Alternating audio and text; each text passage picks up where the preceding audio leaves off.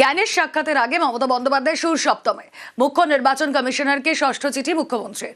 কমিশনের এখতিয়ার নিয়ে প্রশ্ন তুলে চিঠি। ইচ্ছা করে তুমি যার ইচ্ছে ভোট কাটবে করলেন, আমাদের next destination is election commission. চলে করতে হবে, লড়াই করতে হবে, আর যারা যারা ক্ষমতা আছে আমার সাথে যাবে, কলকাতা থেকে দিল্লি।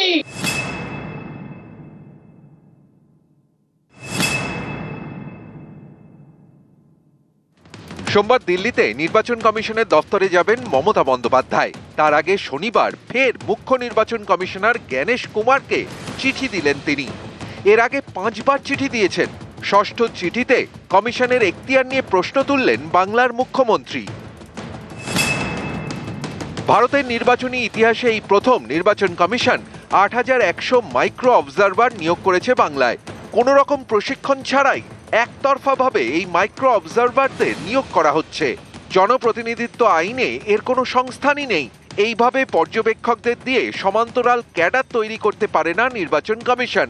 অন্য কোনো রাজ্যে এসআইআর চলাকালীন এভাবে মাইক্রো অবজারভার নিয়োগ করা হয়নি। ত্রিপুরার 4 আমলাকে পর্যবেক্ষক হিসেবে নিয়োগ করা হয়েছে।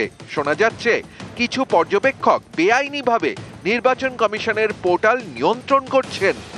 উদ্দেশ্য প্রণোদিতভাবে তারা তথ্যে গড়মিল করার চেষ্টা করছেন। বৈধ ভোটারদের নাম বাদ দেওয়ার জন্য পিছন থেকে কলকাঠি নাড়া হচ্ছে। অসহায়ভাবে দেখা ছাড়া এইআরও এবং ইআরওদের কাছে উপায় নেই। এসআইআর এর ক্ষেত্রে বাকি রাজ্যের সঙ্গে বাংলার নিয়মে বেশ কিছু অমিল রয়েছে বলেও চিঠিতে অভিযোগ করেছেন মমতা বন্দ্যোপাধ্যায়। তার দাবি, যুক্তিগ্রাহ্য তথ্যে বিভ্রাটের তালিকা এবং শুনানিতে ডাকার ধরন অন্যান্য রাজ্যের থেকে বাংলায় আলাদা।